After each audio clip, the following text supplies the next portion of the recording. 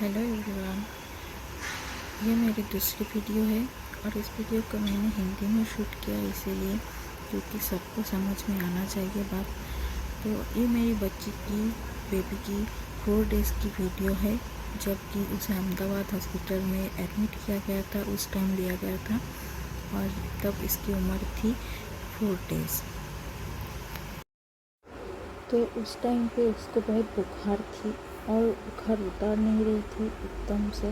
Second day से उसको बुखार आ गया था और शरीर पूरा पीला सा पड़ गया था और डॉक्टर को लग रहा था कि ये पीलिया हो सकती है, तो जिसका जांच भी करवाए और फिर बाद में पता चला कि उसको पीलिया नहीं हुआ था, उसको इसकी प्रॉब्लम की वजह से उसको शरीर पीला पड़ रहा था और वो जो प्रॉब्लम थी वो भी बहुत ज़्यादा बढ़ रहा था, उसमें भी मांस जम रहा था, जिसको डॉक्टर ने मेनिंजोमाइलोसिस कहा था और बोला कि किसी की बीमारी को जल्दी से इलाज नहीं कर पाएंगे तो इसको और भी नुकसान हो जाएगा।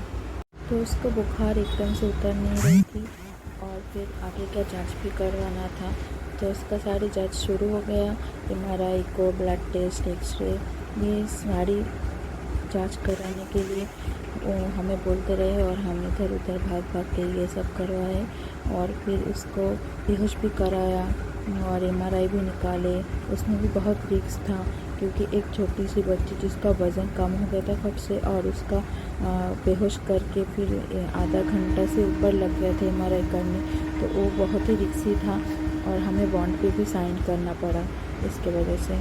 तो फिर उसके बाद MRI निकाल दिए और रिपोर्ट भी आ गया था और ये पे देखिए ये घाव पूरा इस तरह भर चुका था और ये मेरी बेटी बिल्कुल पीला पीला पड़ रही थी।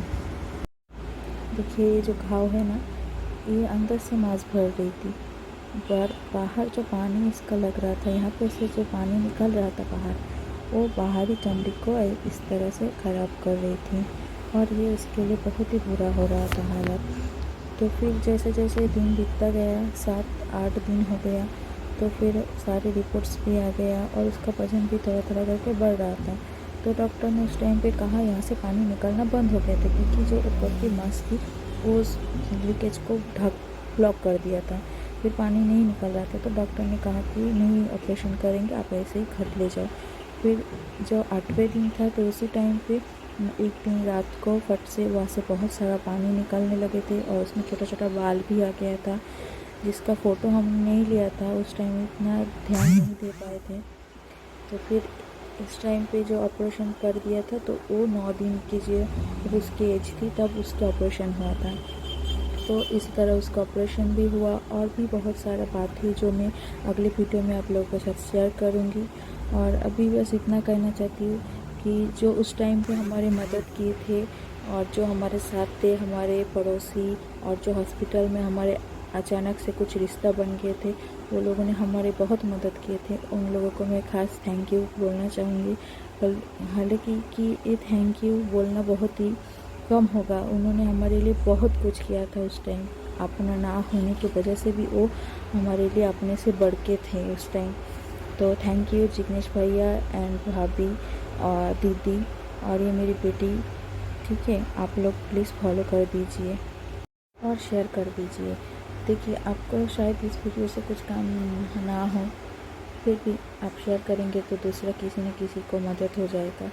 और जिसको भी कुछ भी जानकारी चाहिए या कुछ भी बात आपको मन में है तो वो मुझे कमेंट कर सकते हो, मैं उनकी बातों का जवाब भी दूँगी और पूरी अच्छे तरह से समझाने की कोशिश करूँगी। अभी के लिए थैंक यू।